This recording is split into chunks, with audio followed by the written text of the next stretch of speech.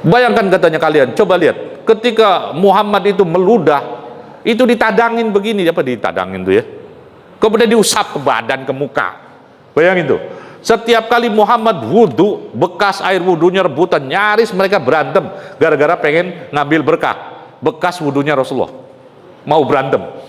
Coba kalian lihat, di mana ada seorang pemimpin yang dicintai oleh rakyatnya seperti Muhammad dicintai oleh pengikutnya? Nggak ada, dia bilang. Makanya kalian harus terima tawaran Muhammad. Kita nggak akan bisa melawan, katanya, kaum yang model kayak begitu. Nah, dari situ Quraisy mulai terpengaruh.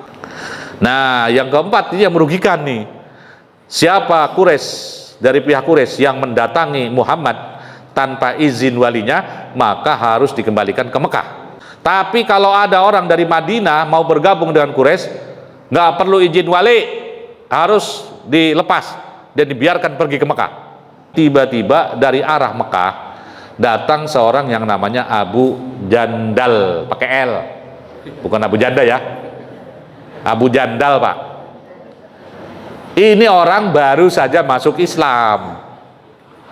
Nah, cilakanya itu, Abu Jandal itu anaknya Suhail bin Amru, ketua delegasi Quraisy. Bapaknya ada di situ. Wah, itu sahabat ya, melihat ada orang masuk Islam dipersekusi begitu, disiksa, digebugin, diikat gitu, marah. Nyaris mereka, kalau mereka nggak ingat doktrin sami'na wa ta'na pada Rasulullah, mereka berontak itu, Pak. Tapi mereka tidak sumpah. Jadi walaupun mereka gelisah, tetap diem. Cuman Umar yang nggak bisa diem. Umar jadi goloknya itu, Pak, disorong-sorongin begini nih, dia pegang golok kan, ngedeketin Abu Jandal, dia ngasih isyarat, psst, psst, gitu, Abu Jandal gitu. Maksudnya Umar tuh gini, Abu Jandal, rebut golok gue, bacok bapak lu tuh gitu.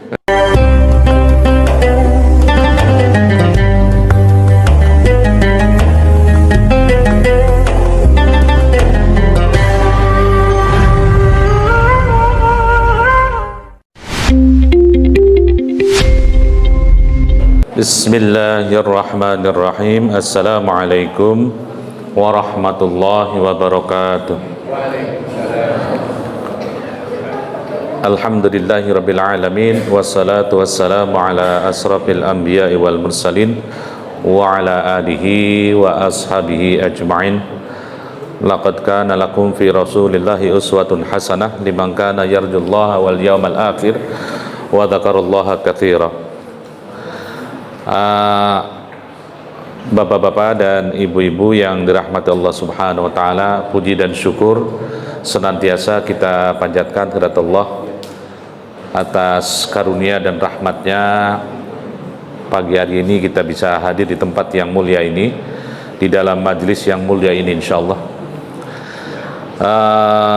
Kita akan melihat satu episode gemilang ya dalam sejarah Nabi. Dan ini adalah salah satu faktor yang mendorong kemenangan dakwah Nabi ya dalam fase sejarah. Jadi banyak sebenarnya peristiwa-peristiwa monumental ya dalam sejarah hidup Nabi itu. Hijrah itu diantara salah satunya ya. Karena memang dengan hijrah itu tidak hanya sekedar menyelamatkan dari intimidasi untuk mencari kebebasan beragama, nggak cuma itu ya. Karena hijrah itu kan pernah dua kali ya, ke Habasah dengan ke Madinah. Nah, ke Habasah Nabi tidak mewajibkan sahabat hijrah ke sana, tapi Madinah Nabi mewajibkan sahabat. Siapa yang tidak berhijrah maka tidak dijamin, bahkan status kemuslimannya itu dipertanyakan kalau dia sanggup berhijrah tapi nggak mau hijrah. Itu ke Madinah ya.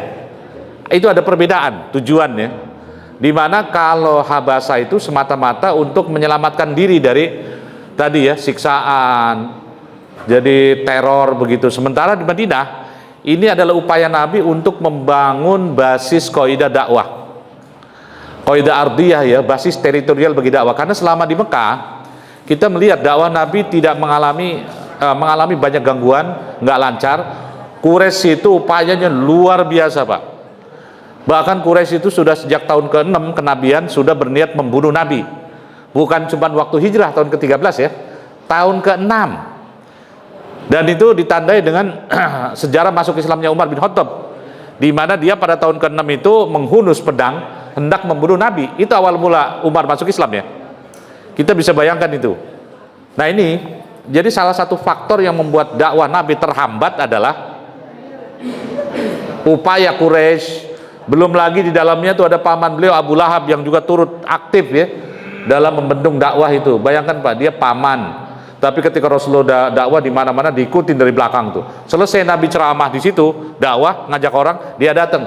Kalian jangan percaya, itu ponakan gue. Kalau memang dia benar, gue dong pamannya duluan gitu. Dia pembohong. Nah kalau digituin, siapa orang mau percaya Pak? Seluruh jazirah Arab dilobi oleh orang-orang Quraisy, diancam bahkan. Kalau kalian masih mau mendengarkan Muhammad, omongan Muhammad, dia bilang, kalian nanti nggak boleh lagi masuk Mekah, nggak boleh haji umroh. Itu seluruh jazirah Arab ketakutan. Dan memang kepemimpinan di jazirah Arab itu secara de facto mereka mengakui Mekah. Sehingga memang upaya Quraisy ini sangat berpengaruh. Nah, hijrah itu salah satu entry point penting ya. Nah, titik yang kedua menurut saya ini Hudaybiyah. Perjanjian Hudaybiyah ini walaupun awalnya sangat ditentang oleh para sahabat. Nah, ini Pak, bedanya demokrasi dengan Islam juga menggunakan prinsip mayoritas dalam musyawarah. Seringkali Nabi mengambil pendapat mayoritas. It's okay, nggak ada masalah. Tetapi dalam kacamata Islam, Nabi tetap punya hak prerogatif. Ini salah satu contoh Hudaybiyah itu. Bahkan orang sekelas Umar bin Khattab itu datang kepada Rasulullah itu ya. Bahkan ada perkataan beliau itu yang beliau sesali seumur hidup itu. Ketika datang kepada Rasulullah, alasta Rasulullah, apakah engkau ini benar Rasul? Apa alasannya itu? Ya Rasulullah, bukankah kita ini mukmin mulia? Ya kata Nabi, mereka kafir, musyrik, hina. Kalau kita perang lawan mereka, kita mati masuk surga, mereka ke neraka. Terus kalau kita perang sekarang lawan Quraisy, kita juga belum tentu kalah. Terus mengapa kita mengalah dalam urusan agama kita? Karena dalam benak Umar, perjanjian Hudaybiyah itu apa ya, butir-butirnya itu 2 poin minimal, itu merugikan umat Islam. Ini kan luar biasa ya, butirnya cuma 4 Hudaybiyah itu ya. Jadi Rasulullah, ini yang pertama itu yang ditentang itu, perjanjian Hudaybiyah itu. Jadi Rasulullah di butir pertama itu harus pulang kembali ke Mekah. Padahal ini cerita Hudaybiyah Pak, kenapa Nabi datang ke Mekah? Itu tahun ke-6 Hijrah. Itu Nabi mengalami mimpi. Nah, mimpi seorang Nabi itu udah pasti benar ya, nggak kayak mimpi kita, kadang lantur kemana-mana gitu. Beliau bermimpi bahwa beliau melihat para sahabat bercukur dengan tenang, ada yang gundulin rambutnya, ada yang nyukur sebagian tahalul ya, dengan aman, bahkan mereka mendapatkan kunci Ka'bah gitu. Nah, mimpi ini, wah sahabat gembira sekali, wah berarti kita bakal masuk Mekah nih. Saat itu mereka sudah 6 tahun nggak bisa kembali ke Mekah. Kan selalu perang kan lawan Quraisy, mereka nggak diizinkan masuk. Jadi para sahabat gembira sekali. Oleh karena itu ketika Nabi pada tahun itu mengumumkan hendak berumrah, oh mereka senang sekali. Jadi waktu itu bahkan orang-orang Badui sempat daftar itu ya, 1.400 rombongan Pak, jalan kaki ya zaman dulu, naik onta, sembari menggiring hewan kurban. Ini hewan kurban sengaja dibawa. Mulai di Zulhulaifah, kalau sana mikotnya di sana ya, Nabi mulai pakai baju ihram, hewan kurban itu sudah dikasih tanda, digiring. Bayangkan itu dari Mekah Madinah itu jaraknya berapa? 450 kilo ya. Zaman dulu naik onta itu berapa? 10 hari, 15 hari jalan itu.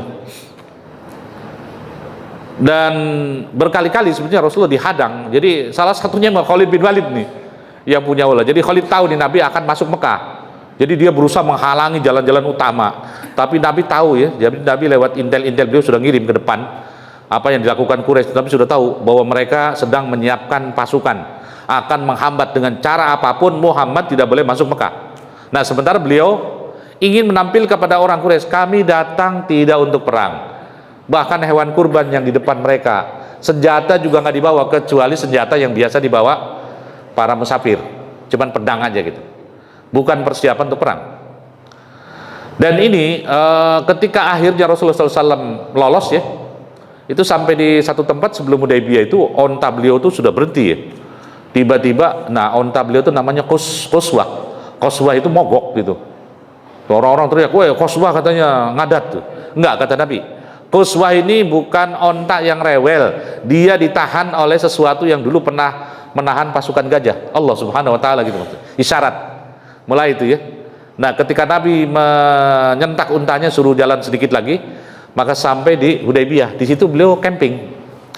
Nah, ketika beliau berkedudukan di situ, beliau ingin mencoba cari ini ya, kontak dengan Quraisy gitu. Gimana caranya supaya Quraisy memahami bahwa kedatangan Rasulullah ke Mekah sama sekali bukan untuk perang. Tapi ini Quraisy ini sudah curiga dari awal, jadi sulit sekali itu. Bahkan Quraisy kemudian mengirimkan 4 delegasi berturut-turut ya. Dan di situ kita melihat Pak, bagaimana Nabi ya, seorang negosiator ulung. Beliau orang yang memahami kejiwaan manusia. Jadi kalau sekarang itu Nabi itu benar-benar seorang ahli psikologi, ahli kejiwaan. Setiap kali orang-orang delegasi Quraisy datang, itu Nabi sudah tahu duluan, ini orang ini siapa, karakternya kayak apa. Yang awal dikirim Budail bin Warqa itu ya, dari Bani Khuza'ah. Ini Bani Khuza'ah ini kabilah yang sangat bersahabat dengan Bani Hashim ya, di masa lampau. Bahkan nenek moyang Quraisy itu dulu ada menantunya Bani Khuza'ah. Nah, Budail bin Warqa datang, Quraisy menanyakan, "Kena engkau hendak ngapain ke sini?" Rasulullah jelaskan gitu. "Kami datang bukan untuk perang, kami datang untuk umroh, mau ibadah." Dan sebetulnya kata Nabi, kalau Quraisy itu membolehkan kita masuk, berarti Quraisy punya nyali. Kalau Quraisy itu maunya perang, kami akan layani, kata Nabi. Saya tidak takut. Jadi Nabi ngancam gitu. Kami datang cuma untuk ibadah. Sampaikan pada Quraisy. Budail pulang akhirnya menyampaikan. Quraisy itu masih goncang itu Pak, antara kaum muda yang pengen perang dengan kaum tua yang sudah mulai jemu Pak. Perang kan sebelumnya ada Badar, Uhud, Khandaq. Itu dalam perang Khandaq itu mereka sudah berusaha mati-matian ngumpulin 10.000 pasukan, dan ujungnya itu mereka gagal total, nggak berhasil sama sekali. Nah itu mereka juga dijemu, maka yang tua itu pengen itu ribut. Akhirnya mereka mengirim seorang yang namanya Mikras bin Hafiz.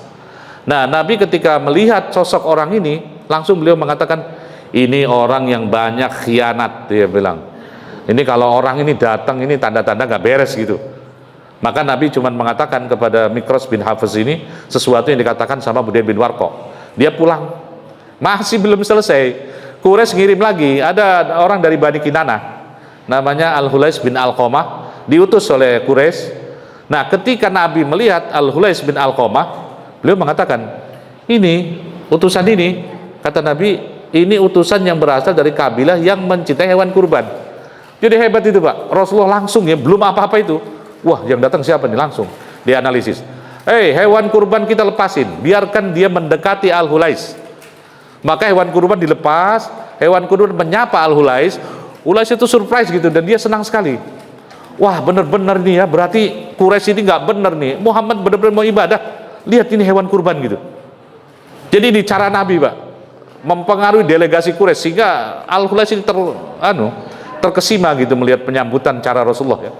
Dan kemudian Rasulullah menyampaikan maksudnya kepada Al-Hulais ya. Nah yang terakhir yang diutus sebenarnya bukan yang terakhir ya, karena nanti ada utusan terakhir itu yang datang langsung nego ya. Ini utusan ini masih penjajakan. Itu Urwah bin Mas'ud Al-Thaqafi ya, dari suku Hawazin ya. Nah dia datang atas nama Quraisy, cuman orangnya agak-agak tengil gitu. Jadi Urwah ini orangnya gimana gitu ya, sehingga Abu Bakar ketika ngelihat dia datang itu langsung misuh Pak. Ini nggak usah diomongin misuhnya di sini ya, agak-agak jorok juga itu. Cuman kalau di terjemahan ini ngomongnya tuh hisaplah darah Lata dan Uzza. Urwah dengar, siapa tuh yang ngomong? Abu Bakar, dia bilang, kata Nabi. Jadi jengkel, padahal itu misuh aslinya itu bicara soal, mohon maaf, isi kolor itu, tapi isi kolornya patung. Wallahi katanya kalau gue bukan utusan, gue jabanin tuh katanya. Urwah itu orangnya agak ini. Dan kemudian ketika dia berbicara dengan Nabi, mulai itu ya, dia provokatif itu. Ya Muhammad, memangnya ada di bangsa Arab katanya, ada satu orang yang membunuh keluarganya sendiri gitu. Ya Rasulullah kalau ke Mekah, perang, itu kan keluarganya sendiri. Karena Quraisy itu satu kabilah kan, satu keluarga besar itu. Walaupun beliau kalau kabilah ininya Bani Hashim ya, tapi Bani Hashim kan ujung-ujungnya ke Quraisy sama. Memang ada katanya bangsa Arab yang pernah membunuh sendiri keluarganya, kecuali engkau katanya kalau mau. Nah mulai itu setiap kali dia berbicara itu tangannya itu ngegerayangin jenggot. Ada orang begitu Pak, saya pernah ngalamin. Ketemu orang tim dakwah dari India apa Pakistan, ngelihat orang jenggotan tuh tangannya tuh gini-gini. Geli, ada yang pernah ngalamin gitu? Wah itu bener-bener ya, saya nggak tahu budaya di dia, tapi kalau orang Indonesia itu dipegang-pegang jenggot itu gimana rasanya Pak? Enggak sopan kan, risih gitu. Nah ini Urwah bin Mas'ud itu setiap kali ngomong tangannya tuh jelalatan begini, mau megang jenggot Nabi. Sebelahnya ada sahabat Al-Mughirah bin Syu'bah pakai pedang terhunus. Tiap kali Urwah bin Mas'ud nyelong tangannya begini ditepuk pakai punggung pedang. Jaga lu tangan, sopan lu sama Rasulullah. Dia tersinggung gitu ya. Urwah bin Mas'ud, ini siapa nih orang? Mughirah bin Syu'bah, kata Nabi. Lu dia ponakan saya itu. Dasar ponakan kurang ajar, kata dia. Dulu waktu dia pergi lari, dia meninggalkan hutang darah. Dia pernah membunuh satu merampok hartanya, membunuh, kemudian keluarganya datang menuntut. Yang bayarin itu Urwah bin Mas'ud. Nah waktu Mughirah bin Syu'bah masuk Islam, Nabi mengatakan, keislaman kamu saya terima, tapi soal harta dan darah yang kamu tinggalkan di masa jahiliyah, saya nggak ikut campur. Dari percakapannya dengan Rasulullah itu Urwah melihat ya, akhirnya dia pulang Pak, dengan kata-kata yang luar biasa itu. Dia katakan, saya itu, karena dia suka Hawazin ya, saya itu pernah datang kepada Kaisar Romawi, maksudnya kepada Kisra Persia. Saya belum pernah melihat seorang raja. Jadi Nabi itu ditafsirkan oleh mereka raja Pak. Bagi sahabat Nabi itu memang Muhammad Rasulullah itu Nabi, Rasul, tapi juga sekaligus seorang raja. Karena nggak semua nabi yang diutus Allah itu mau otomatis menjadi pemimpin presiden, enggak. Yang ideal begitu ya, pemimpin sekaligus nabi, ini karena dapat wahyu kan, udah pasti dijamin. Walaupun ya kadang-kadang ijtihad seorang nabi juga belum tentu semuanya benar ya, kecuali dari bimbing wahyu. Nah ada juga kalau di Al-Quran itu digambarkan alam tara ilal mala'i min bani Israil min ba'di Musa id qalu li nabiyyil lahu mub'ats lana malikan qatil fi sabilillah. Lihat ayat itu Pak, surat Al-Baqarah. Dan apakah kamu tidak melihat tokoh-tokoh Bani Israel setelah zaman Nabi Musa meminta kepada nabinya, tunjuk kami seorang raja untuk memimpin kami berperang masuk Baitul Maqdis. Ini ayat ini yang diambil oleh Israel sampai hari ini, bahwa Yerusalem itu adalah tanah yang dijadikan Allah. Itu tuh 2000 berapa? 3000 tahun yang lalu. Dan mereka sudah terusir dari sana udah berkali-kali. Udah nggak punya hak gitu.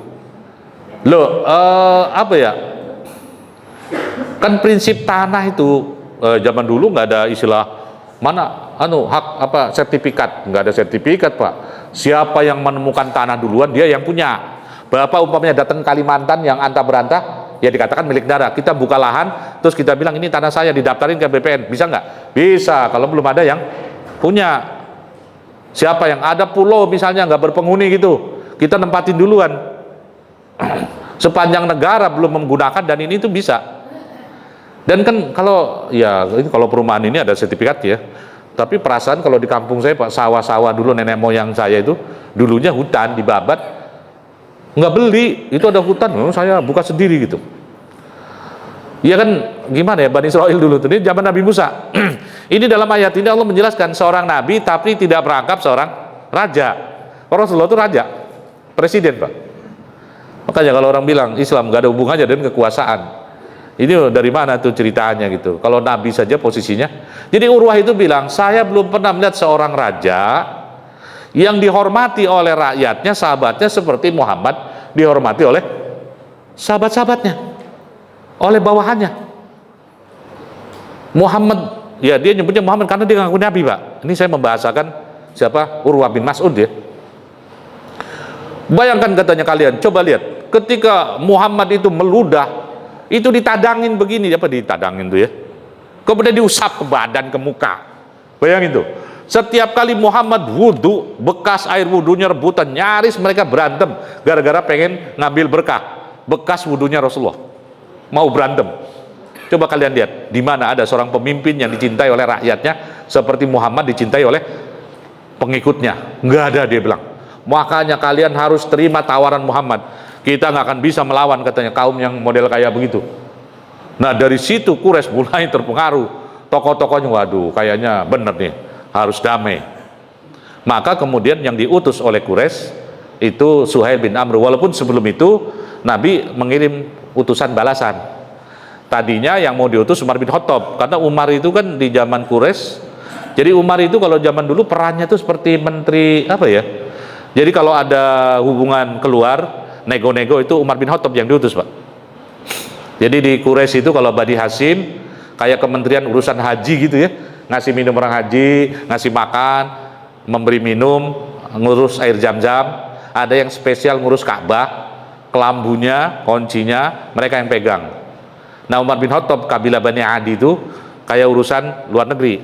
Makanya Nabi ketika mengutus nego dengan Quraisy itu Umar, tapi kata Umar, ya Rasulullah, engkau kan tahu di Mekah itu banyak-banyak yang benci gue, katanya. Benci saya itu. Kalau saya disiksa Quraisy, kabilah saya Bani Adi nggak bakalan membela saya. Terus apa usulanmu? Sebaiknya Utsman yang diutus. Karena Utsman itu punya kabilah yang kuat, Bani Umayyah kan. Utsman bin Affan bin Al-As bin Umayyah. Utsman itu Bani Umayyah, Pak. Jadi, oh ya, kata Nabi, benar kabarnya. Utsman dipanggil, maka Utsman diutus. Ya benar, nggak lama tuh pamannya tuh Aban itu datang menjemput, kemudian diumumkan di seluruh Mekah, Utsman dijamin kamarnya nggak boleh diganggu. Benar apa yang disampaikan Umar bin Khattab, Utsman tuh aman. Tapi entah kenapa ya, jadi bahkan Utsman itu masuk Mekah menyampaikan maksud Nabi. Bahkan Utsman diperintahkan Quraisy suruh silahkan kalau mau umroh. Kata Utsman, kalau Rasulullah nggak umroh saya nggak mungkin melakukan itu. Saya tidak akan mendahului Rasulullah. Kalau beliau diizinkan baru saya umroh, dia bilang. Nah, tapi kemudian lama, entah karena kangen-kangen entah gimana, Nabi gelisah karena Utsman pergi sangat lama dan mereka menduga ini ada apa-apa ini. Maka kemudian Nabi mengumpulkan sahabat yang berapa itu, walaupun nggak semua ya, duduk di bawah sebuah pohon, kemudian berbaiat. Ini kita mendengar nih Utsman ada apa-apa ini, ada isu-isu bahwa dia dibunuh di Mekah. Oleh karena itu saya meminta kepada kalian kesiapan untuk membela darah Utsman. Nah, itu yang diungkap dalam surat Al-Fat, laqad radiyallahu 'anil mu'minina idh yubayyi'unaka tahta syajarati fa'alima ma fi qulubihim fa'anzala sakinata 'alaihim wa athabahum fathan qariba. Jadi Allah telah meridhoi orang mukmin ketika berbaiat di bawah sebuah pohon samurah. Isi bait itu apa, Pak? Siap mati membela darah Utsman, kita tidak akan pulang sebelum membela darah, membalas. Itu begitu, Pak. Waktu di Mekah ketika ayat-ayat perang belum turun, ketika Nabi tidak diizinkan berperang, itu kalau ada apa-apa, ada yang terbunuh, sabar ya, surga menanti kalian. Tapi di Madinah udah nggak berlaku. Begitu ada kezaliman langsung dibalas. Siap kalian untuk membela darah Utsman, siap. Jumlahnya 300 sekian yang berbaiat di bawah pohon, siap mati, nggak balik lagi. Tapi ternyata Utsman balik, nggak jadi itu. Nah, nggak lama Quraisy mengutus Suhail bin Amru. Ketika melihat Suhail bin Amru, Nabi sudah mengatakan, Quraisy ingin damai. Kalau orang ini yang diutus, berarti Quraisy ingin damai. Hebat sekali itu Rasulullah ya. Setiap kali orang yang datang, udah profilnya itu udah tahu. Oh, zaman sekarang ada ini, Pak, ada Google apa ya, siapa yang utusan nih, tinggal klik Google nih, orangnya kayak apa sih gitu, kita baca. Nabi dulu dari mana itu ya, hebat sekali kan. Beliau dalam memahami manusia itu, ini salah satu keberhasilan beliau. Kenapa beliau bisa memimpin bangsa Arab yang apa, ribut omongan dikit main bacok-bacokan, tapi bisa menyatukan. Ini sulit sekali, Pak. Mungkin orang Indonesia lebih gampang nyatuin ya, orang Indonesia kan nurut-nurut gitu kan, orang Arab gak kayak kita, Pak. Kita salah ngomong dikit, leher ujung, bacok-bacokan itu. Nah, tapi Rasulullah bisa melakukan menyatukan itu kan hebat, Pak. Bahkan Rasulullah tahu persis ya. Jadi itu seluruh sahabat-sahabat Nabi itu merasa dirinya lah yang paling dekat dengan Rasulullah. Kenapa bisa begitu? Karena Nabi tahu karakternya dan memperlakukan dia dengan cara yang terbaik. Ketika pertama kali Nabi ketemu Ibnu Mas'ud, waktu itu masih remaja, Ibnu Mas'ud, sahabat Ibnu Mas'ud, waktu remaja itu memang dia orang miskin, kerjanya gembala kambing. Nah, beliau dengan Abu Bakar lewat, melihat, ini masa-masa awal di Mekah. Terus bertemu dengan Ibnu Mas'ud, kemudian Nabi nguji gitu. Nah, itu boleh nggak saya minta susu dari kambing kamu? Kata Ibnu Mas'ud, ini bukan punya saya nggak punya hak. Wah, ini anak luar biasa nih katanya. Kata Nabi. Kemudian Nabi nggak lama mengatakan, ini anak ini nantinya bakal menjadi seorang pandai, seorang alim. Dan belakangan tahu kan, Pak, kalau pernah Nabi mengatakan, kalau kalian belajar Quran, ambil dari 4 sahabat, Ibnu Mas'ud, Ubay bin Ka'ab, terus siapa lagi, Ali bin Abi Thalib dan Zaid bin Thabit itu Mas'ud, dan belakangan menjadi guru. Itu sekali ketemu itu bisa melihat profil, wah ini anak nih bakal menjadi orang pinter. Gimana kita bisa begitu ya, sekali ngelihat langsung. Nah ini saya rasa ya, ketika Quraisy mengutus Suhail bin Amru, Nabi SAW, dia yang datang, berarti Quraisy mau damai, aman nih. Tapi begitu masuk kepada butir-butir perjanjian itu, nah ini yang menjadi masalah, karena butir pertama itu Rasulullah Muhammad tidak boleh masuk Mekah tahun ini, tapi bolehnya tahun depan. Bayangin Pak, sudah dari Madinah sampai ke Hudaybiyah, Mekah itu pintu gerbangnya udah kelihatan lah. Tinggal ngangkah doang masuk, tiba-tiba suruh balik lagi. Itu korban 1.300 sudah dibawa. Coba ngiring onta, kambing gitu kan sejauh itu, tiba-tiba suruh balik. Nah yang kedua, gencatan senjata kedua belah pihak berlaku 10 tahun, sehingga semua orang merasa aman, sebagian tidak boleh memerangi sebagian.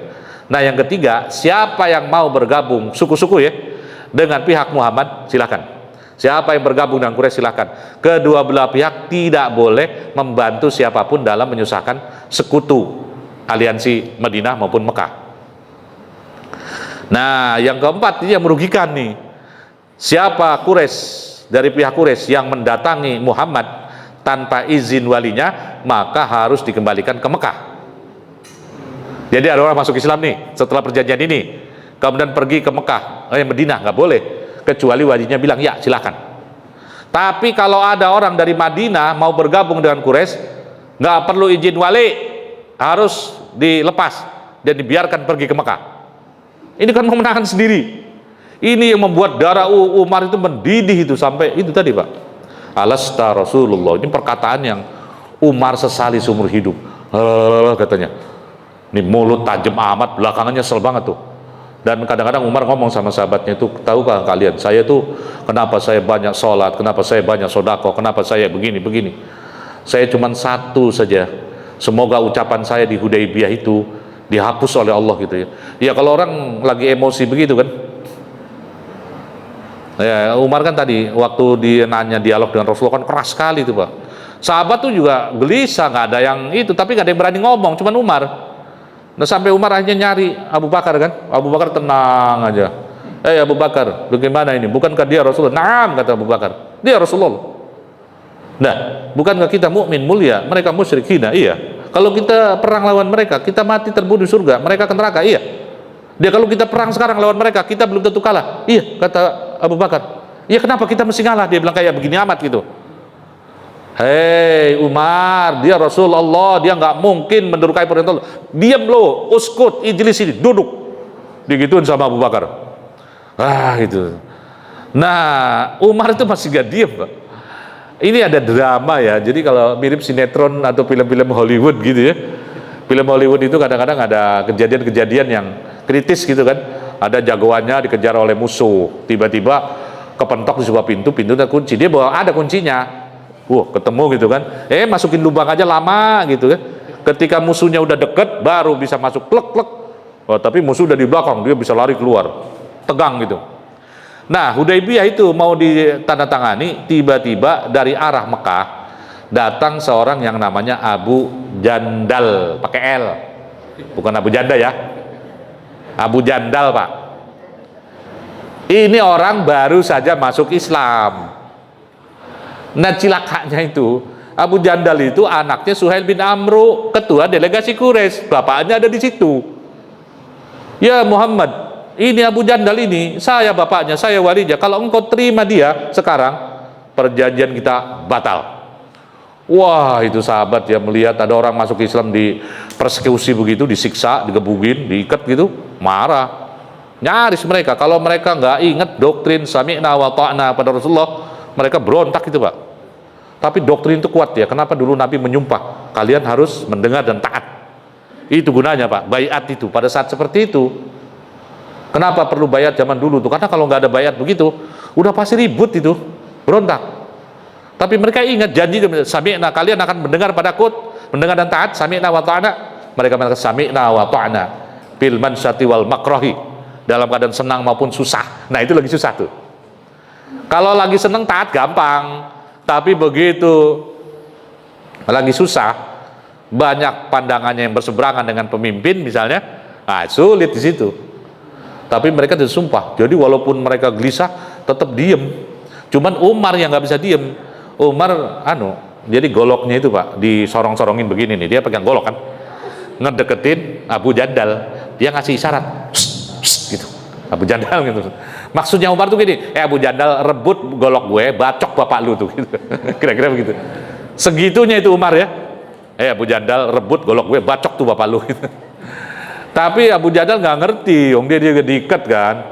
Jadi Umar itu wah gelisah. Sampai akhirnya Nabi mengatakan, "Hai Abu Jandal, mohon maaf," kata Nabi, "perjanjian sudah disepakati, saya tidak bisa menerima Anda. Terserah engkau mau kemana, semoga Allah menolong kamu, semoga Allah memberi jalan." Akhirnya Abu Jandal diikat, digebukin, dibawa pulang tuh. Walaupun belakangan ya Pak, dia akhirnya melarikan diri, kemudian membebaskan diri dan kabur gitu. Ini nanti dalam sejarah perjanjian Hudaybiyah selama 1 tahun 10 bulan, itu ternyata banyak orang Quraisy yang masuk Islam, tapi mereka nggak bisa ke Madinah hijrah. Kenapa? Ada perjanjian itu. Ada yang datang pada Nabi, "Saya sudah masuk Islam Rasulullah, tapi kamu ini sendirian ini bisa menyebabkan perang," kata Nabi. "Pulang. Saya nggak mau terima, kan ini dampak dari perjanjian Hudaybiyah." Orang ini yang datang ke Madinah akhirnya pulang. Dan dia sempat ketika waktu itu dia didatengin oleh rombongan Quraisy ya, ketika dibawa pulang dia membunuh 2 utusan Quraisy itu dan kemudian dia kabur lagi. Nah, orang-orang yang kaburan-kaburan ini akhirnya ngelompok di satu tempat, Abu Jandal dan teman-temannya itu di pinggir pantai, dan mereka tiap kali ada kafilah dagang Quraisy lewat dirampok. Lama-lama kafilah dagang Quraisy nggak aman, tiap kali lewat daerah itu dirampok oleh orang-orang yang masuk Islam tapi nggak bisa ke Madinah, ngumpul di situ jadi penyamun gitu. Ya mau gimana, ke Mekah nggak bisa balik, dia sudah masuk Islam kan, bakal disiksa, ke Madinah nggak diterima, jadi gelandangan begitu, kerjanya ngerampok. Lama-lama Quraisy pening itu, akhirnya nulis surat kepada Rasulullah, "Ya Muhammad, panggil saja tuh orang-orang yang kemarin walaupun melanggar perjanjian udah, biar," kata Quraisy, "daripada pusing dirampok dulu."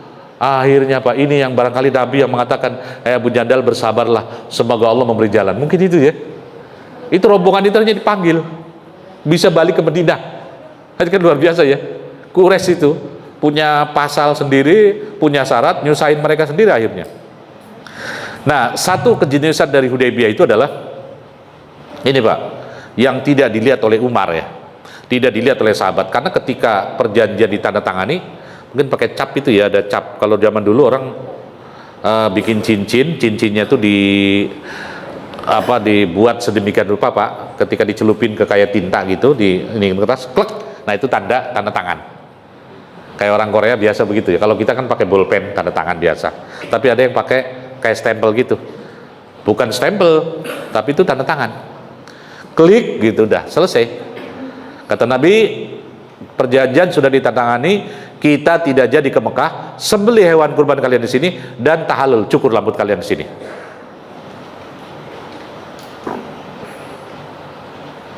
Sepi Pak, nggak ada yang nurut. Memang begitu. Nabi melihat, lah ini kenapa?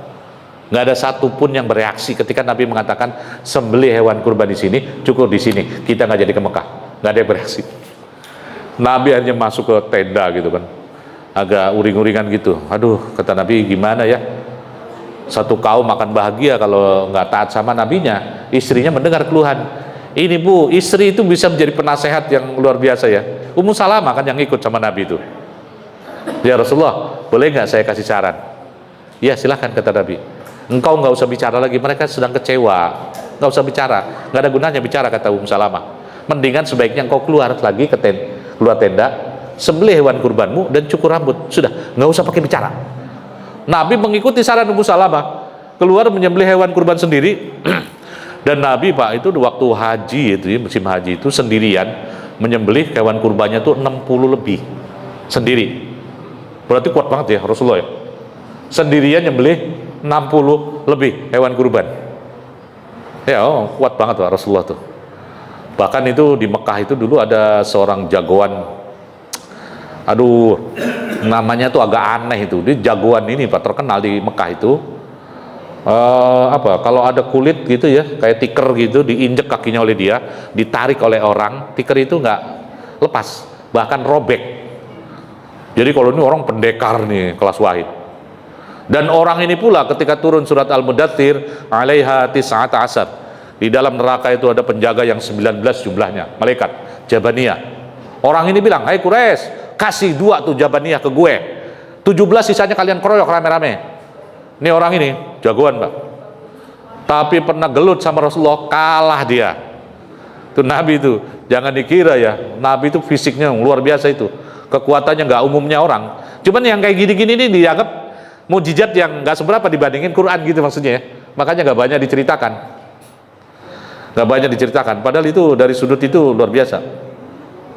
Nah itu Nabi ketika akhirnya beliau menyembelih kurban, mencukur, sahabat lihat, sadar lama-lama Pak. Ya mau apa lagi gitu, udah begitu keputusannya. Mereka ingat sami'na wa ta'na. Akhirnya mereka rame-rame cukur dan rame-rame menyembelih hewan kurban, habis itu pulang. Di tengah jalan pulang itu tiba-tiba turun surat Al-Fat, inna fatahna laka fatham mubina. Di tengah jalan Umar mendengar dikabarin ada ayat turun, langsung nanya, ya Rasulullah, ini kemenangan Hudaybiyah maksudnya? Iya kata Nabi, ini kemenangan. Saat itu di kepala Umar, kemenangan apanya? Barangkali kalau itu capres, jangan-jangan ngomongnya pakai endas gitu ya. Oh enggak, Umar nggak sampai ngomong dasmu gitu, enggak ada. Ya Rasulullah, ini kemenangan. Iya kata Nabi, cuma di kepala dia itu belum masuk akal gitu. Kemenangan apanya ya? Nah ini yang kita analisis Pak. Jadi selama ini dakwah Nabi macet itu karena upaya Quraisy yang luar biasa dalam menghalangi dakwah. Seluruh jazirah Arab di lobi, mereka mendatangkan utusan, mengancam segala macam. Setiap kali Quran dibacakan, nggak ada yang bisa dengar Pak. Karena waqala alladziina kafaru la tasma'u li hadzal qur'ani walghaw fi. Jangan dengarkan Quran. Berkata orang kafir, jangan dengarkan Quran ini, bikin hiruk pikuk kalau Muhammad membacakan Quran sehingga orang lain nggak dengar. Caranya gimana Pak? Disaingi sama keramaian. Nador bin Haris nyewa biduan. Lu nanti ya kalau Muhammad dakwah di sono, lu sebelahnya itu nyanyi sama ketipling-tipling gitu ya, musik. Lah kalau ada begituan itu gimana Pak? Ada satu sebelahnya ceramah, sebelahnya dangdut. Kebayang nggak? Berapa kira-kira yang nonton dangdut dan berapa yang nonton ceramah? Kebayang itu. Kalau ada 10 yang dengerin ceramah aja untung. Dangdut bisa ratusan ribuan ya. Serius Pak, ribuan. Saya melihat itu waktu di kompleksnya depan itu hajatan, kebetulan orkes OM-nya itu katanya terkenal. Wah saya emang nggak dengar itu yang begitu-begitu ya. Waduh tuh saya keluar rumah Pak, naik motor Angel Angel, sulit banget keluar ke HK, penuh parkiran motor, jalan yang Kademangan Lama penuh, di Amarapura kompleksnya penuh, ribuan motor. Masya Allah tuh dangdut, saya aja nggak dengar, baru malam itu saya tahu. Tapi orang tahu dari mana ya? Ceramah pengajian umum diumumin 2 minggu. Waduh, diingetin tiap ini ya. Udah gitu pada 2 jam sebelumnya masih udah bunyi itu tilawah, tandanya ada pengajian. Yang datang, ya ampun. Orang Quraisy dulu tuh begitu Pak. Jadi dibikin hiruk pikuk supaya orang nggak dengar. Saksi sejarah, Umar bin Khattab ketika tahun ke-6 masuk Islam, dia mengatakan baru sekali dia pernah dengar ayat Quran dari Muhammad. Surat Al-Qiyamah sekali. Yang kedua kali itu ketika masuk rumah adiknya itu kan, dobrak, kemudian baca itu suhuf, isinya surat Toha, wa ma anzalna 'alaika litasqa illa tadhkiratan liman yakhsha. Wah itu dia tercengang gitu ngeliat Quran. Nah tapi akibat halangan-halangan Quraisy itu nggak banyak orang yang bisa mendengarkan Quran dengan bebas, tanpa tekanan, diintimidasi. Bahkan ada 2 orang sahabat Nabi yang dibunuh. Ini membuat dakwah macet total. 13 tahun pengikut yang nggak nyampe 300. Tahu dari mana? Yang hijrah ke Habasah 91-an ya. Yang hijrah ke Madinah itu 200. Yang dipersaudarakan Muhajirin Ansor totalnya 90 Pak, laki-laki ya. Nggak banyak. 200-an yang hijrah ke Madinah, hampir 100 yang hijrah ke Habasah, 380-an kurang lebih, nggak nyampe 280 Pak. Ada yang menyebut 288, sedikit banget ya. 13 tahun dengan mujizat Quran yang luar biasa, orang Arab mengerti, sekali dengar langsung klepek-klepek. 13 tahun cuman nggak nyampe 300, sulit sekali. Begitu Hudaybiyah ditandatangani, keadaan aman, nggak ada lagi ancaman, nggak ada lagi intimidasi, nggak ada lagi gangguan. Nabi dengan tenang bisa mengutus dai-dai ke seluruh jazirah Arab tanpa gangguan. Apa dampaknya, Pak? Ketika orang bisa mendengarkan Quran dengan tenang, tiba-tiba orang pada sadar, wah benar ternyata. Tiba-tiba dalam waktu ada setahun, kelipatan jumlah umat langsung melonjak, buang gitu. Quraisy nggak menyadari itu. Quraisy nggak menyadari, Pak. Ini jeniusnya Hudaybiyah itu. Jenius, Pak, itu. Nggak ada sahabat yang bisa menangkap rahasia di balik. Quraisy saja nggak paham gitu bakal jadinya seperti ini. Bayangkan pada saat perang Khandaq itu, Nabi di pasukan itu udah termasuk remaja ya, dikumpulin itu 3.000, Pak. Komplit itu, bertahan di kota Madinah 3.000 pasukan, 3.000. Dan habis itu juga seret sekali itu yang masuk Islam. Nah, setelah Hudaybiyah ditandatangani, ketika terjadi pelanggaran perjanjian, jadi pelanggaran itu dalam bentuk poin nomor 3 ya. Jadi Quraisy membantu Bani Bakar menyerang Bani Khuza'ah, padahal Bani Khuza'ah adalah sekutunya Nabi. Bani Bakar sekutu Quraisy. Ketika Bani Bakar nyerang Bani Khuza'ah, dibantu Quraisy. Tahu Nabi marah, wah ini nggak beres. Siap, kata Nabi, siap kalian. Tapi waktu penyerangan kota Mekah itu juga dirahasiakan ya. Itu dulu pernah kita bahas ya. Nah, ketika pasukan dikumpulkan itu, Pak, berangkat sejauh itu ada 10.000. Bayangkan, 10.000. Waktunya nggak nyampe 2 tahun. Itu umat Islam dari mana ini? Itu akibat dari Hudaybiyah. Lonjakan yang luar biasa, kayak lompatan kuantum gitu, buang. Itu hakikat kemenangan itu. Inna fatahna laka fatham mubina. Sesungguhnya kami telah memberikan kepada engkau kemenangan yang nyata. Waktu itu di mata sebagian sahabat, semuanya malah ya, nggak nyata sama sekali. Ini kemenangan apa sih gitu? Kemenangan apa ini gitu? Nggak masuk akal. Tapi ternyata benar. Dampak dari Hudaybiyah itu, umat Islam tumbuh dengan pesat karena sudah tidak ada lagi gangguan Quraisy yang selama ini menteror, intimidasi, menghalang-halangi orang baca Quran. Bahkan kisah menyedihkan tuh, Pak ya, setelah perang Uhud, Nabi mengirim 2 kali delegasi dakwah. Yang pertama 10 orang, yang kedua 70. Dua-duanya dibunuh oleh orang-orang kafir, dijebak. Bahkan yang terakhir 70 itu cuma selamat 1, Pak. Itu zaman kemarin sebelum ada Hudaybiyah. Delegasi dakwah Nabi 2 kali setelah perang Uhud dijebak. Itu kan peristiwa Bir Ma'unah sama Ar-Razi ya. Coba itu, segitunya itu. Nah, dengan Hudaybiyah ini nggak ada lagi gangguan. Bahkan Nabi nulis surat ke mana-mana, seluruh raja-raja, ke Mesir dikirim, Mukaukis menghormati surat dakwah Nabi, dikirim buah budak ya. Beliau juga mengirim seorang dokter tabib di Mesir. Tapi tabib ini 10 bulan di Madinah nganggur, nggak ada orang sakit di Madinah. Wah, kata tabib, dia minta izin sama Rasulullah tuh, ya Muhammad, izinkan saya balik lagi. Kenapa? Ya saya di sini nganggur, mendingan saya di Mesir katanya. Saya bermanfaat di sana, banyak orang datang. Di sini kenapa nggak ada orang sakit, dia bilang. Nah, Nabi mengatakan begitu, ya kami bangsa yang nggak pernah makan kenyang. Karena sumber penyakit yang pertama dari makanan, terus perasaan stres.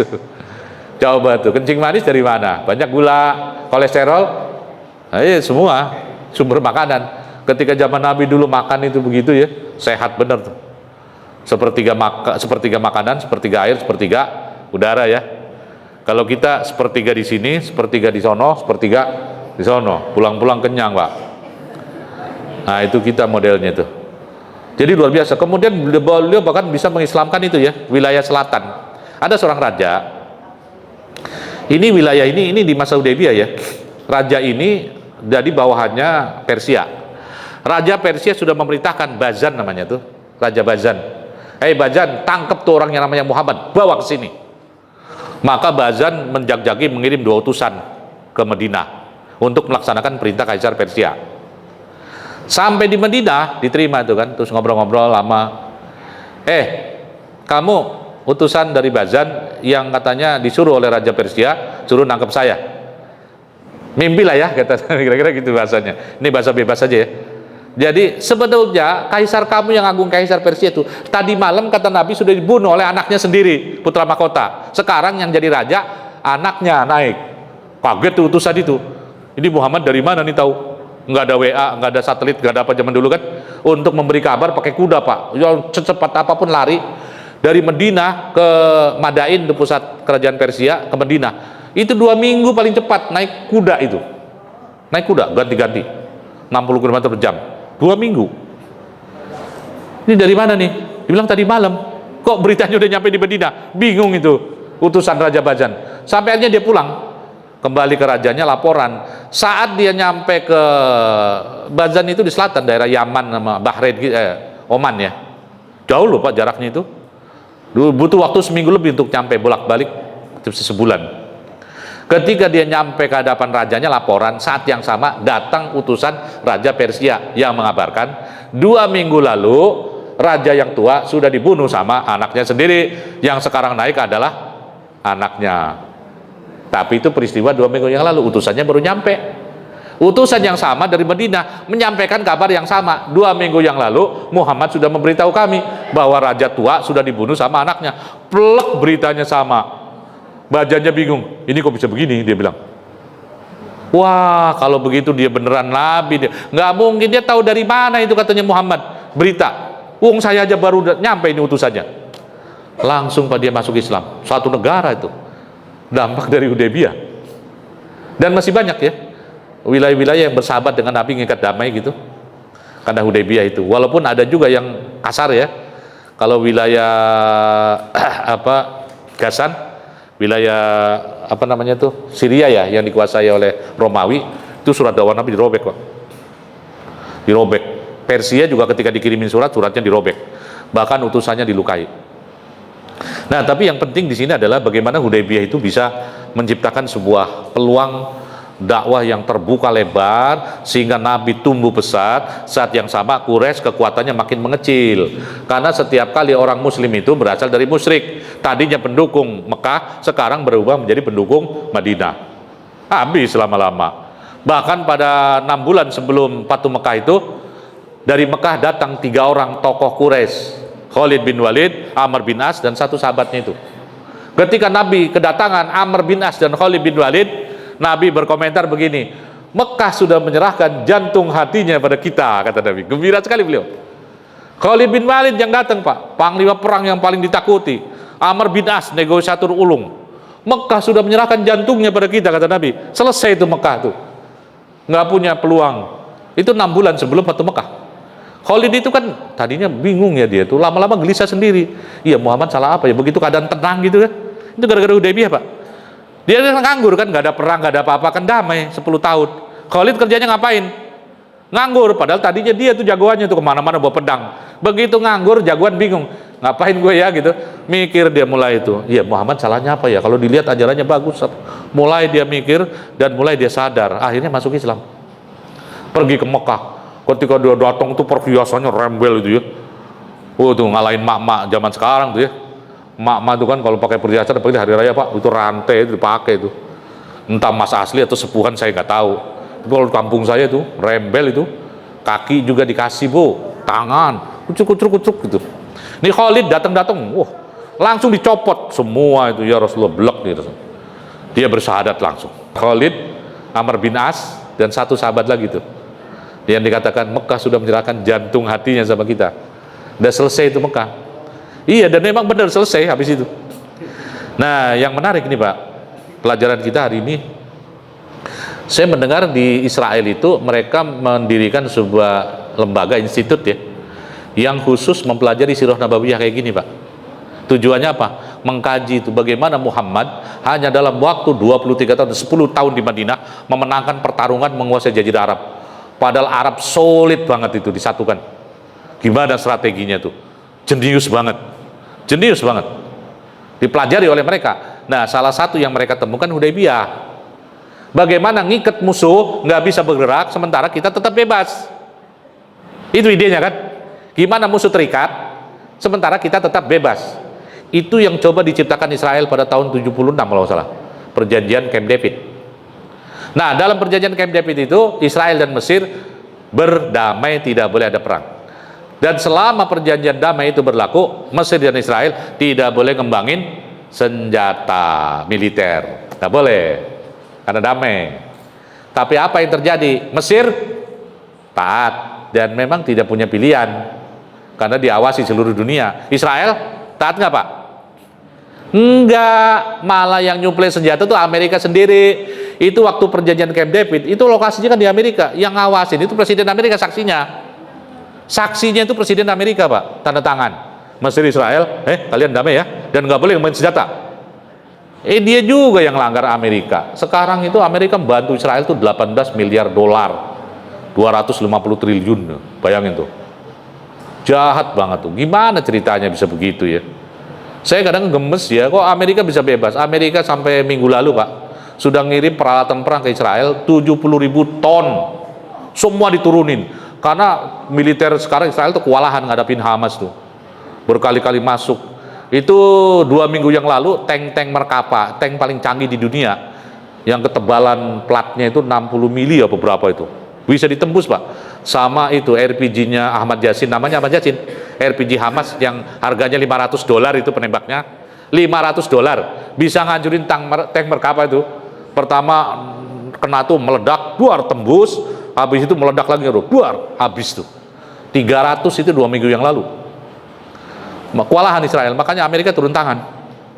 Amerika ngirim peralatan militer terbarunya 70.000 ton tuh, saya baca udah 3 minggu yang lalu ya. 70.000 ton peralatan militer. Ya nggak peduli kayak gitu itu. Nah itu Mesir dalam beberapa tahun militernya mengkerut karena nggak ada peremajaan alat militer, nggak bisa beli kemana-mana, nggak boleh kembang, diawasin Amerika, diawasin Eropa, semua ngawasin. Tapi Israel tetap tumbuh. Dalam 3-4 tahun militer Mesir dan Israel yang tadinya seimbang, jomplang, kalahlah Mesir. Maka Mesir sekarang nggak bisa berkutik. Gimana tuh kalau orang bilang ini strategi Camp David itu adalah hasil kajian Yahudi Israel dalam mengkaji perjanjian Hudaybiyah. Kalau kita dengar begini, saya dulu dengar yang cerita orang Mesir itu, nyesek banget. Ya Allah, kok ya sebodoh itu kita ya gitu. Sementara dunia Islam, pemerintahan Muslim nggak ada satupun yang berani. Ya Amerika terang-terangan ngirim peralatan militer, personilnya itu pasukan khusus Amerika diterjunin Pak, karena tentara Israel itu lah.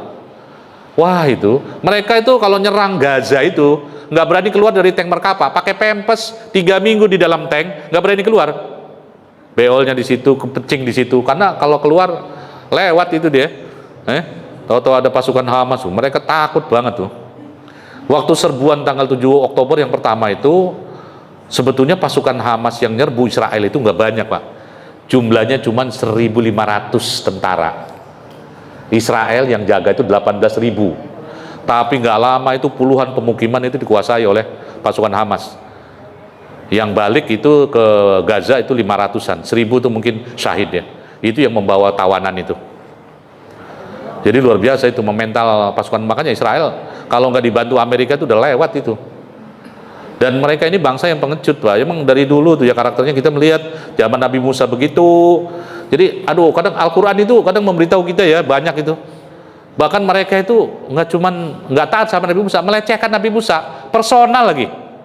Pernah dengar itu Pak? Ada ayat di surat Al-Ahzab itu di ujung halaman terakhir. Ya ayyuhalladzina amanu la takunu kalladzina adaw Musa fabarra'ahu Allahu mimma qalu wa kana 'indallahi wajiha. Hai orang yang beriman, nasihat kepada kita orang beriman.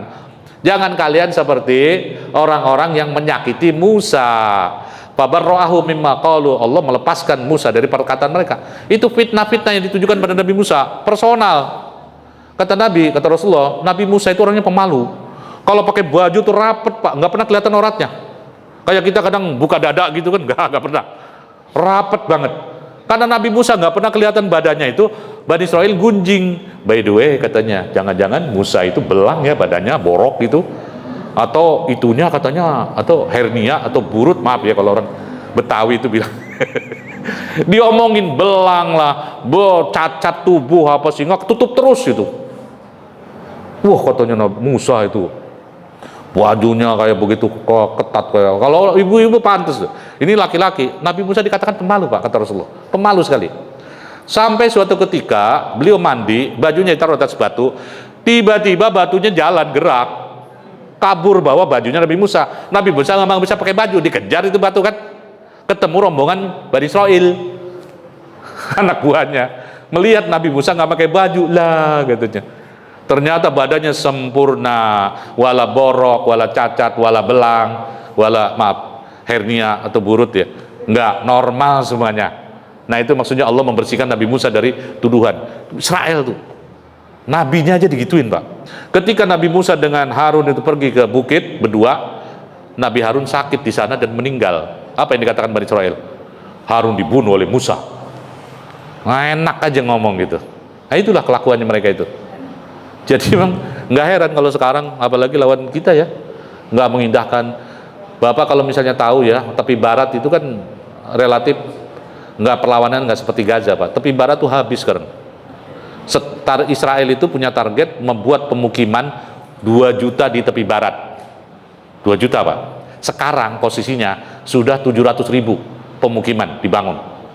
Bapak kalau lihat di Instagram akan banyak video-video yang bagaimana Israel sedang membuldoser pemukiman atau tempat kem-kem pengungsi Palestina di tepi barat, wilayah selatan. Jadi selama ini sebenarnya nggak ada. Mereka menjanjikan kemerdekaan nggak ada buktinya. Makanya Hamas melawan. Karena selama ini memang dusta semua tuh. Jadi dunia kayak ditutup berita yang sebenarnya itu ya. Lah itu yang kadang-kadang kemarin kan kayak selalu Hamas nyerang duluan gitu.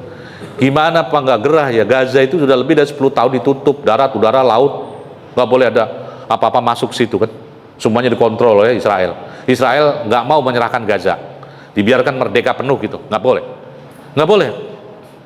Dan mereka ngincer laut pantai Gaza itu karena mereka punya rencana membangun terusan Suez, saingannya lewat Gaza itu. Dan masyarakat yang di belakang Gaza itu kami ingin punya pantai gitu. Gaza itu harus lenyap, targetnya itu, termasuk tepi barat. Ya tapi sampai sekarang Allah masih menolong hamba-hambanya di sana ya. Dan memang saya rasa kalau nggak ada pertolongan Allah itu nggak akan kuat lah Pak ya. Kalau Israel tuh helikopternya Sikorsky itu paling canggih, yang baling-balingnya 2 biji kayak capung, itu canggih banget tuh pesawat. Dia bisa meluncurkan roket Pak, jarak 250 km, akurat kena. Ini Masjid Al-Ittihad nih, kalau diincar dari Cirebon, Sikorsky nembak, akurat Pak, hancur. Coba tuh, secanggih itu. Makanya kalau pemimpin perlawanan itu nggak ada yang pakai HP gini. Sekali nelpon mati, berapa menit kemudian langsung kesadap. Wah itu udah canggih banget. Jadi kalau nggak ada pertolongan Allah itu nggak, banyak sekali keajaiban di Gaza itu ya. Ya itu kalau yang pernah nonton, kalau yang kuat ya mentalnya ya, lihat-lihat di YouTube atau di Instagram itu kan ada anak kecil yang mau syahid itu, mau sekarat Pak. Dan dia perkataannya itu luar biasa ya. Dia tersenyum sambil mengatakan, kalau kalian bisa lihat apa yang saya lihat sekarang gitu. Habis itu meninggal syahid. Jadi orang syahid itu termasuk memang orang yang meninggalnya itu nyawa dicabut nggak kerasa. Kenapa nggak kerasa? Karena dia diperlihatkan pemandangan indah yang di surga. Itu sebabnya Pak. Persis seperti wanita zaman Nabi Yusuf, ketika menyaksikan kegantengan Nabi Yusuf, ngiris tangan nggak sakit. Itu Pak. Ya Bu. Seganteng apa tuh Nabi Yusuf? Kata Nabi, separuh dunia milik Nabi Yusuf.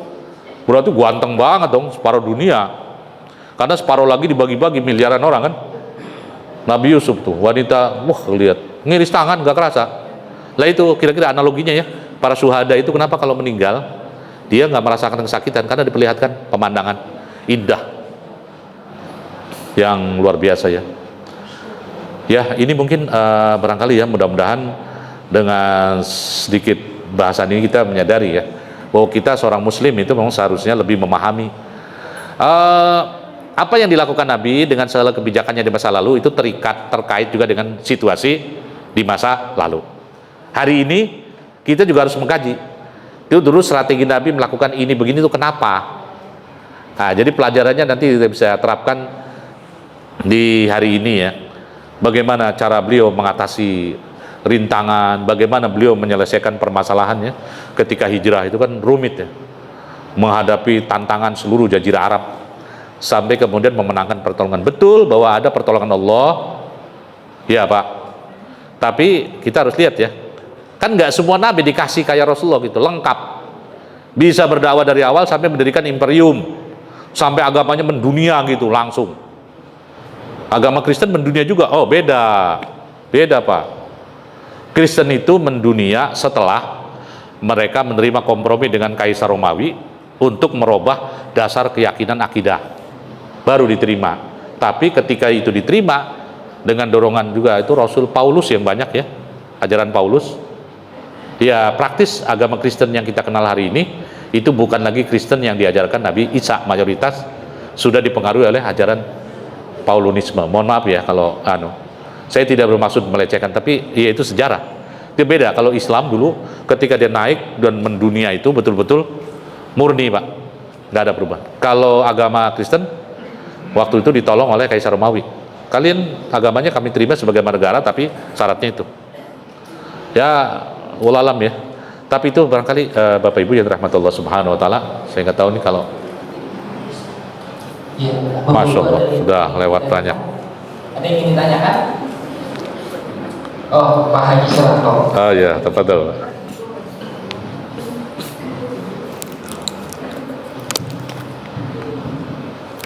Assalamualaikum warahmatullahi wabarakatuh.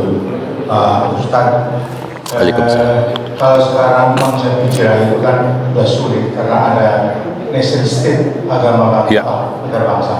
Nah, saya ingin tanya, kalau di Indonesia itu Islam berkembangnya, ya kalau menurut sejarah itu ada tokoh-tokoh agama pada zaman itu secara damai.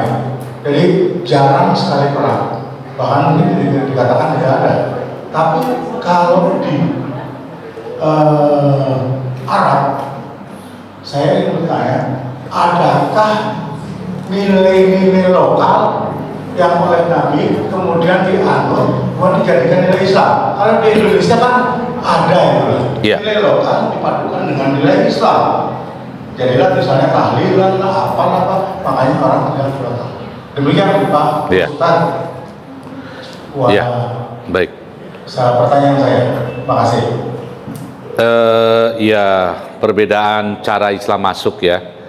Jadi sebetulnya kalau di Arab tuh banyak perang itu Pak, karena pilihannya nggak ada memang. Kalau nggak perang dulu itu nggak ada dakwah dulu. Bayangkan nggak ada kebebasan beragama.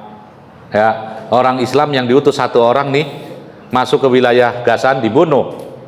Kemudian Amir bin Fazarah, gubernur di Sam, wilayah kekuasaan Romawi, masuk Islam. Tapi dia anak buahnya Kaisar Romawi. Setelah masuk Islam, Kaisar Romawi ngirim utusan dibunuh. Nggak ada kebebasan beragama. Ketika dia dikuasai Persia, Romawi, orang satu masuk Islam, dibunuh.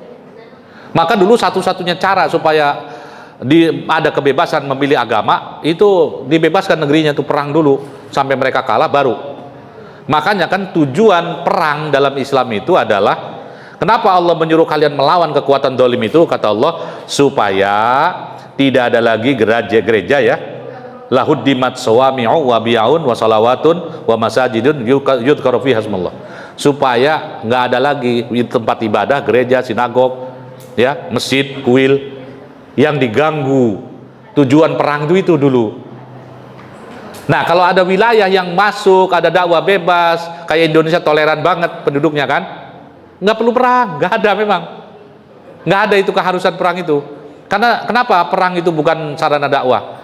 Karena jelas dalam Islam, la ikraha fiddin. Nggak ada paksaan masuk agama, nggak boleh.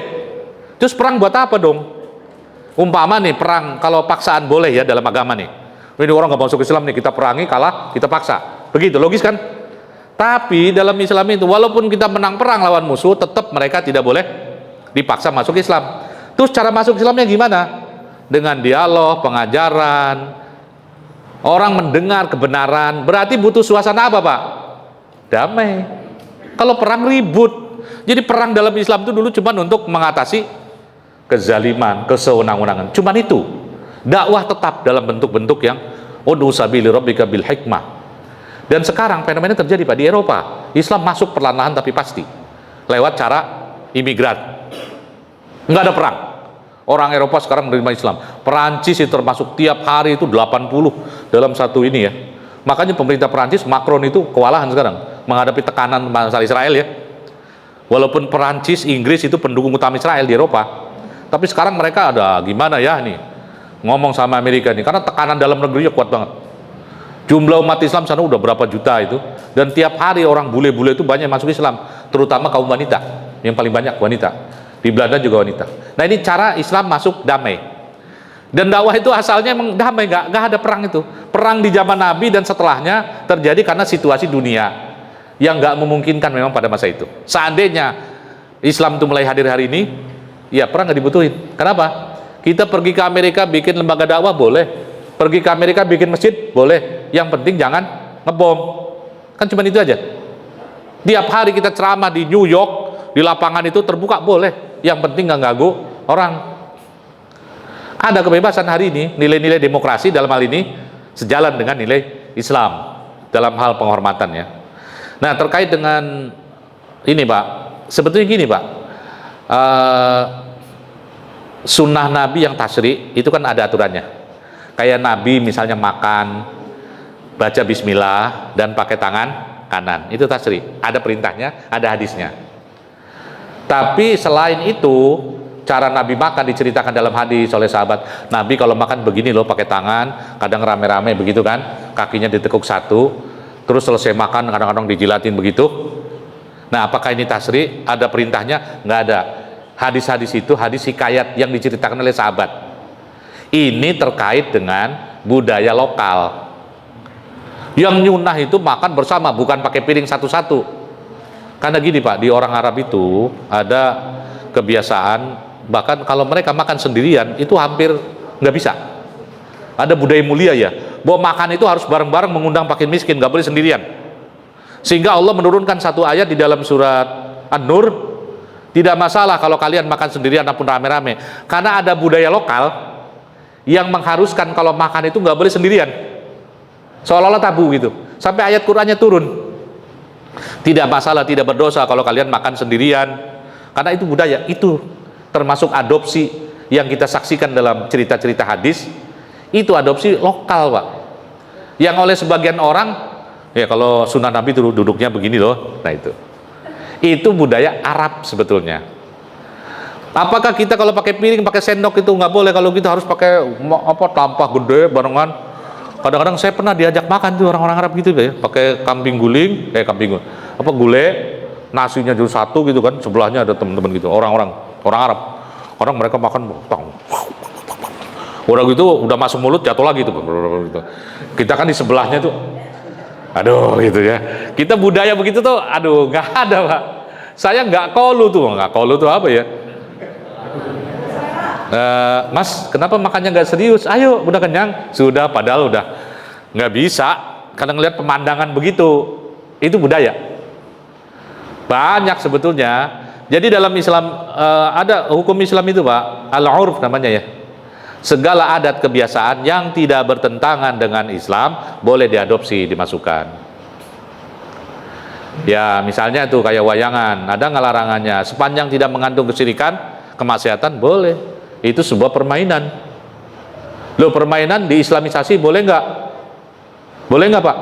Wayang dimasukin, namanya diganti tokoh-tokoh sahabat, perangnya diganti perang dari Baratawida menjadi perang Badar misalnya, boleh? Boleh. Kalau budaya diislamisasi boleh, tapi kadang-kadang ini ada budaya yang di Islam nggak ada, di haram. Nggak begitu cara pandangnya. Dilihat. Jadi segala sesuatu al-ibratu bil musamayat la bil asma. Kesimpulan diambil dari yang dinamai objeknya, jangan namanya. Wayangan nggak ada dalam Islam. Maulid Nabi, ulang tahun Nabi nggak ada dalam Islam. Wah akhirnya kalau kadang nggak ada, ya udah berarti nggak boleh gitu. Padahal Maulid Nabi itu apa? Oh yang ngumpul, bahas kayak ginian gitu kan. Sejarah hidup Nabi di masjid, ngumpulin orang, boleh begitu? Boleh. Bukankah itu bentuk taklim? Iya, namanya aja Maulid. Jadi yang dinamakan Maulid Nabi di Indonesia itu sebenarnya taklim tentang sejarah hidup Nabi. Boleh begitu? Boleh banget. Iya, kenapa setahun sekali? Kalau harusnya tiap bulan dong gitu. Iya, tapi orang Indonesia ya setahun sekali aja begitu, suruh tiap bulan ya repot lah.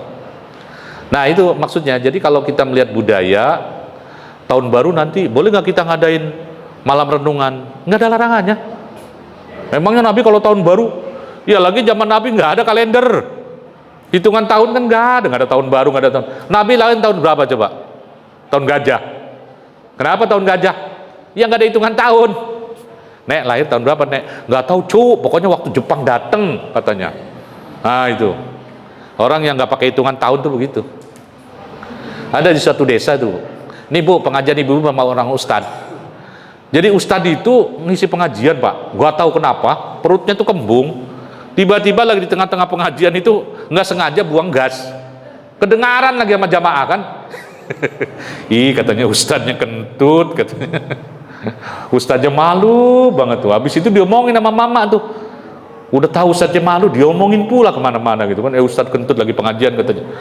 Terkenal banget tuh. Lama-lama ustadznya keder kan, akhirnya hijrah. Ustadz Pak. Pusing diomongin tuh, ustadz kentut katanya. Ustadz kok kentut. Nggak sengaja kembung. 5 tahun kemudian sang ustadz balik. Kira-kira mak-mak udah pada lupa belum yang peristiwa kentut. Nah dia ada ke warung mau minum teh gitu, kopi. Tiba-tiba di belakang warung itu ada mak-mak 2 ngobrol. Ce, ini anaknya umur berapa? Saya lupa ya, pokoknya waktu anak ini lahir pas kasus ustadz kentut itu loh katanya. Astagfirullah, kata ustadz sudah 5 tahun Bu, kok yang masih diingat-ingat katanya.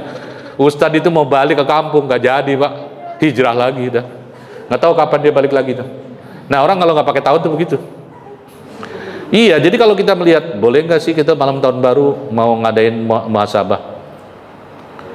Iya, muhasabah ngapain di situ? Oh duduk berzikir, mengingat. Wah itu sunnah itu. Kita disuruh banyak-banyak muhasabah, melihat amalan kita yang lalu ya. Kemudian malam itu kita isinya zikir, ibadah. Boleh begitu? Boleh banget. Yang nggak boleh adalah gini. Pokoknya ada aturan tiap malam tahun baru harus melakukan zikir, harus ada syariat baru. Nah itu nggak boleh. Tapi sekedar perbuatan begitu tanpa ada kalau orang bilang mulai tahun ini wajib hukumnya melaksanakan maulid. Nah kata wajib itu namanya menambah aturan, itu yang nggak boleh. Paham maksudnya ya? Jadi kayak budaya, ini ada tahun baru budayanya hura-hura semprot-semprot. Gimana kalau kita ganti dengan zikir? Bagus. Itu adopsi budaya begitu, nggak ada masalah sama sekali. Itu namanya dalam bahasan Islam itu al-urf, segala budaya yang kalau dia nggak bertentangan, apalagi kalau tadi diisi dengan zikir ya, menjadi Islami, boleh. Ya tapi Nabi kan nggak pernah. Lihatannya tuh jangan yang dilakukan Nabi atau enggak. Kalau kayak gitu nanti kacau Pak. Semua nanti kalau kita baca Quran pakai apa? Mushaf, HP. Loh Nabi nggak pernah baca Quran pakai HP, pakai mushaf, hafal. Terus kalau Nabi gak pernah melakukan baca Quran begitu, baca Qurannya bidah? Ya kagak. Ya banyak. Emang Nabi kalau zikir, sholat, zikirnya kayak gitu kayak kita? Subhanallah gitu-gitu dibaca. Nabi panjang banget. Nggak kayak kita tuh, nggak level yang gitu-gitu. Terus kalau begitu gimana dong? Nabi gak pernah melakukan? Boleh, karena diperintahkan, ada dasarnya. Ada Pak, dasarnya. Nah itu, kalau patokannya apa yang tidak dilakukan Nabi, membungkus Quran jadi mushaf. Abu Bakar tadinya nolak. Umar bilang, Khalifatul Rasul, lihat tuh dalam perang Yamamah 70 sahabat penghafal Quran gugur. Nanti Quran bisa hilang nih kayak gini. Gimana Anda harus membukukan? Iya, tapi Nabi tidak melakukan, Nabi nggak nyuruh. Saya takut itu bid'ah. Iya, tapi ini baik. Kata Umar, perbuatan itu nanti lihat kemaslahatannya ada nggak sisi-sisi buruk. Kalau baik, nah itu sejalan dengan Islam. Karena Islam selalu berada pada titik kemaslahatan. Itu patokannya Pak. Jadi saya kira clear ya. Mungkin itu cukup. Oke, cukup ya Bapak Ibu juga. Kalau dari Allah Ustaz, kita tutup dengan doa kafaratul majlis. Subhanallah wa bihamdika asyhadu an la ilaha illa anta astaghfiruka wa atubu ilaik. Wassalamualaikum warahmatullahi wabarakatuh.